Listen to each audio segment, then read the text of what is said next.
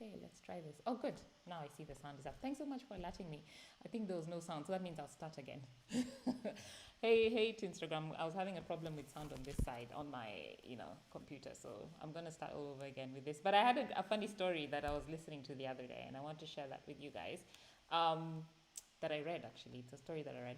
And this is how it goes. It's about the power of purpose. And today I just want to talk about my purpose pledge and what it is that, I've found to really help when it comes to being, it's jet fuel like for your business in that sense, right?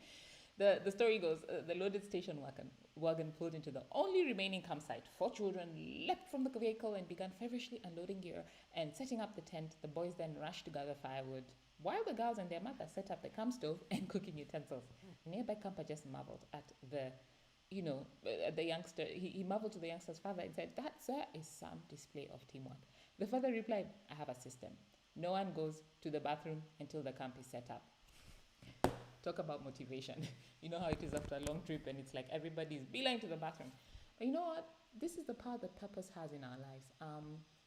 One thing that I have actually discovered of late is how I want to share with you guys my purpose pledge today. By the way, it's just some of the stories that I've been reading of late and some of the things that I've been learning. I want to share them with you because we all are purpose driven. I mean, think about it really. By the way, what is it that makes the difference between people who make an impact and those who don't? Like, think of the names that you remember. Mother Teresa, Wangari Maathai, Nelson Mandela, Mahatma Ghandi, Martin Luther King. These are not people who were rich billionaires, but they were people who gave of themselves from what they had, and it was truly amazing that as the lives that they led had such an impact, right? So one thing that I've been learning, we've been in this season as well of the Nobel Peace Prize and we're hearing about all these people nominated. But do you know that there's a lot of people that do not know this, that Nobel himself was the inventor of dynamite, okay? And I also want to find his story and read it right now. He's the inventor of dynamite. But when the story goes that his brother passed away, and a French, newspaper mistakenly published his obituary rather than his brother's. And guess what it was titled? The agent of death? The agent of death is dead, right? And he was so appalled to discover that, okay, so this is exactly what people thought of me, because he'd invented dynamite. And he realized, he just decided that he wants to make a difference. He wants to do something different with his life. He wants to leave a different legacy. And he died 8 months later, but really, or was it 8 years later? I have to confirm that.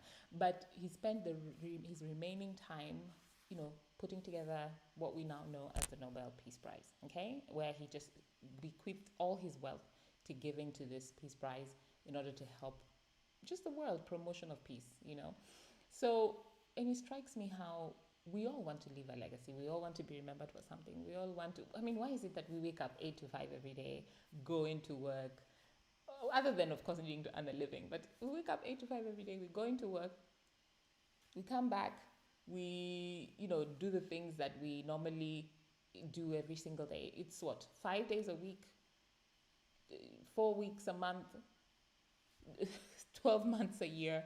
It's such an interesting thing. And other than needing to earn a living, why else do we do it?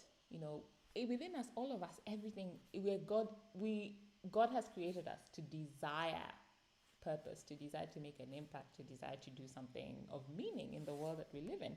And one of the things that has really struck me, I don't know if you guys have seen this story going around. There's a story that's been going around of, you've probably seen it in the newspapers, of Charles Finney, okay? Charles Finney, he's the co-founder, one of the partners of I believe it's called the Duty Free Shoppers, right? This network that, raised, or rather had revenues in the billions over his lifetime. And he himself, as a partner there, has been worth obviously over 8 billion. And what he has done in his lifetime is give away all his wealth, his entire wealth. Now, I must admit, when I read this, I was stumped. I just sat back like, okay, so you've worked your whole life, you've worked hard. By the time you made 8 billion, you worked hard, right? And then now you're going to turn around and give it all away. It doesn't make sense to me. Don't get me wrong. I am so for giving away our time, so for giving away our wealth. I spent my first 3 years as a career person in my career in giving away my time. I was actually working in the ministry for those first 3 years, working with young people. Uh, and, you know, there's just something about it that just felt like amazing. He has done this, he has given it away. Now, what about if we decided to give away that wealth, just like he did here on earth, right? Um, of course, as we're able to, right? But what about if it wasn't just the wealth we were giving away? What about if it was our time? What about it was in every single thing we did, we were giving it away? And this has been on my heart for months. Just like, wow, you know what? There is more to life than this. And this is something that it's my purpose pledge. I'm committing to just be able to do that in the businesses that I have, is give, give, give of my time. Let me not wait until I'm on my deathbed, literally. I'd encourage us to think about that as well. Why wait? I mean, just like investments, when you invest early, you make a return from what you've invested in, because this isn't called compounding interest. The earlier you start to give, the more that you're getting back in return. We don't give to get, it's an outcome, it's an output. Oftentimes what we get back is the fulfillment, is the purpose, is actually, there's another saying I know that says, he is no fool who gives what he cannot keep to keep what he cannot lose. Oh, actually, it's who gives what he can yeah, he is no fool who gives what he cannot keep to gain what he cannot lose. It's a rough paraphrase. If you all know it, just put it in the comments, right? But it's a really inspiring quote for me, and it's just something that if in any way, shape, or form, this is something that just motivates you and makes you feel that you'd love to give in that way. You'd love to be a person whose business is motivated by every single day being able to contribute to eternity, right? By loving on people, by showing them the love that you yourself have gotten from God. I'd be so happy to work with you. I'd be so happy to just really just change that narrative that, you know what we're doing is we are building a kingdom. We're becoming so millionaires, so billionaires. You know what I mean? We're becoming people who are focused on the long term. We're focused on eternity, ultimately. Now, one thing I will say here and now is that when it comes to what you're doing, the quickest recipe for disaster, by the way, is seriously just deciding, okay, you're going to do what you're doing. You're just going to drive. You're going to do it for the money. I know, because I've been there. I know a lot of us have been there. And when that happened, really, I burnt out quick, fast, absolutely. Everything was striving, okay? But the other way to look at it is to look at it as something that you were doing because you have purpose, because you are being faithful to the gift and the skill you've been given, because we've all been given a skill. We've all been given a gift, okay? So that's it for today. It's just to share my heart. This went a bit longer than I thought. I think maybe because of the sound problem in the beginning. But I invite you to just reach out. Let's talk.